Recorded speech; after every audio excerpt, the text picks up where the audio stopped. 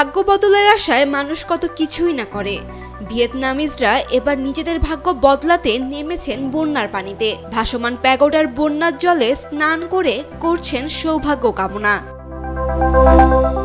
পশ্চিম ভিয়েতনামের আনজিয়াং প্রদেশে দেখা গেছে এই দৃশ্য। ভাগ্য বদলাতে তান আন কমিউনের বিখ্যাত নুই নয় বা ভাসমান পর্বত প্যাগোডায় নেমেছে ভক্তদের ঢল। কেউ প্রার্থনায় মগ্ন, কেউ আবার বৃষ্টির মধ্যে সাঁতার কেটে একে অপরের ওপর পানি ছিটিয়ে নিচ্ছেন। সব মিলিয়ে সেখানে তৈরি হয়েছে উৎসব মুখর পরিবেশ।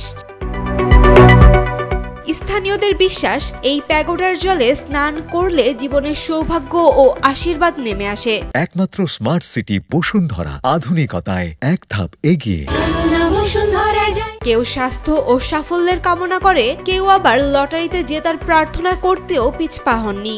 স্থানীয়রা বলছেন, এখানে স্নান করে অনেকেরই নাকি সেই প্রার্থনা পূরণ হয়েছে। 1938 সালে প্রতিষ্ঠিত এই প্যাগোডাটি চারপাশে ধানক্ষেত ও বন্যার জলে ঘেরা। সেপ্টেম্বর থেকে অক্টোবর পর্যন্ত সময়টি এর দর্শনার্থীদের ভিড়ের মৌসুম। কেউ নৌকা বেয়ে, কেউ সরু পথ ধরে পৌঁছে যান এই পবিত্র স্থানে। সেখানে 21 মিটার উঁচু বুদ্ধ মূর্তি আর 42 মিটার উঁচু অবলোকিতেশ্বর মূর্তি যেন ভক্তির প্রতীক হয়ে দাঁড়িয়ে আছে। Sayem Akter, Daily Sun.